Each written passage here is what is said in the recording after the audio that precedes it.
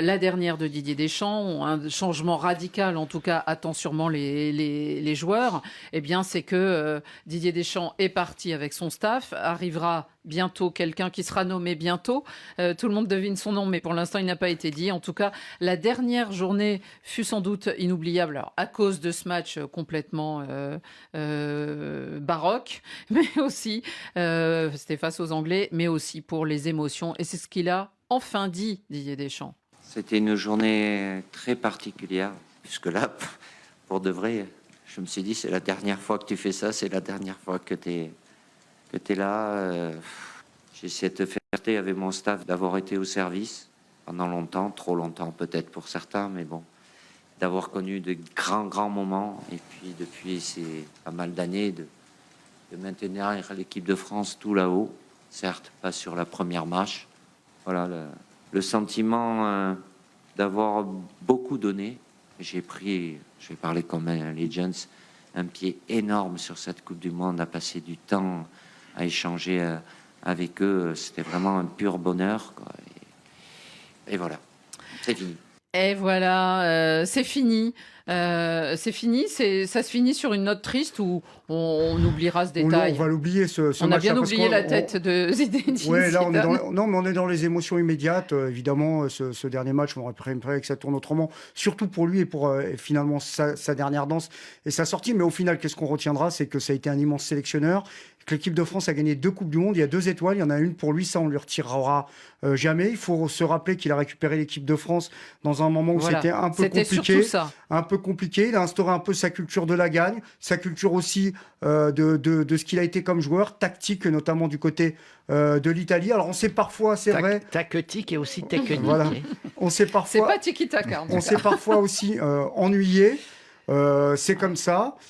Certains vous dire oui, mais avec le matos qu'il avait, avec les ingrédients qu'il avait, il n'a pas assez gagné. Mais enfin, je rappelle que les Pays-Bas, Cruyff, Van Basten, tout ça, il y a eu des générations dorées où il y a des pays, ils n'ont jamais gagné. Et tout l'avait déjà dit, Nabil, c'est qu'une équipe qui gagne, c'est ça? Bah, bien sûr. Non, tout l'avait déjà dit, c'est une équipe qui gagne. Aussi, elle a eu alors, je vais aller jusqu'au bout de ma pensée. Moi, en tout cas, Annie, en tant que observateur et tout, pour moi, il a fait, comme on dit en boxe, un ou deux combats en trop, un ou deux mandats en trop. Pour moi, j'aurais préféré qu'il parte soit après le dernier Euro, soit après le Qatar, pour réinsuffler quelque chose, parce qu'il y avait aussi une forme d'usure chez les observateurs, non pas que il y avait un manque de respect à son égard, parce que je l'ai écouté quand même. Oui. Il a dit je suis parti parce que ça devient un peu irrespirable. Mais enfin, l'équipe de France, c'est pas une propriété privée, hein, c'est pas la monarchie. Je veux dire, il y a un moment, il faut aussi savoir partir et laisser les autres arriver. Ça se fait maintenant. Alejandro, après, s'il avait gagné, on aurait dit quel génie, c'est extraordinaire, il est capable. Parce que lui, pour le coup, il a réussi à réoxygéner. Après, il a peut-être pas le même matériel que l'Argentine, mais il a réussi à quand même incorporer des nouveaux joueurs. Clairement. Qui arrivent. Clairement. Elle est jeune, cette équipe quand même. Elle est globalement jeune, cette équipe de France. Oui, il a fait des changements. Alors effectivement, comme il n'est pas arrivé en finale. C'est comme ça. Alejandro, vous avez trouvé que Didier Deschamps, c'est aussi du positif? Ah oui, moi j'ai beaucoup d'admiration pour Didier Deschamps, pour le joueur et puis pour l'entraîneur. Pour le meneur d'hommes. Et je pense qu'il va laisser un héritage riche et difficile à assumer par son successeur. Ça aurait été plus difficile encore s'il avait gagné. Vous dites ça avec beaucoup de malice. Quel qu'il soit. Non, moi je pense que... Rappelons que c'est un ancien du Real Madrid. Le public, à mon avis... vous savez, Annie, vous avez les infos. Il n'est pas passé par Boca, mais il est passé par le Real. Je pense que le public va oublier assez vite la défaite contre l'Angleterre qui reste anecdotique. Oui. Mais Deschamps, lui, il avait l'air assez affecté. Ses dernières déclarations, là, c'était avant le match sur l'atmosphère irrespirable.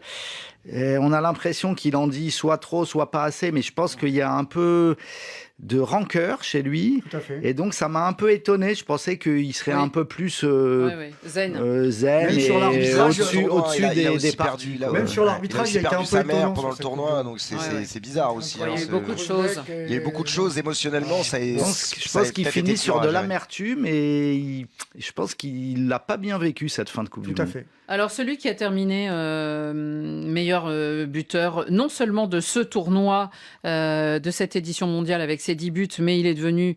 Bon, alors, il y a plus de matchs, hein, alors c'est compliqué de comparer, hein, ne comparons pas, mais en tout cas, il est devenu le premier meilleur buteur des Coupes du Monde avec 22 buts.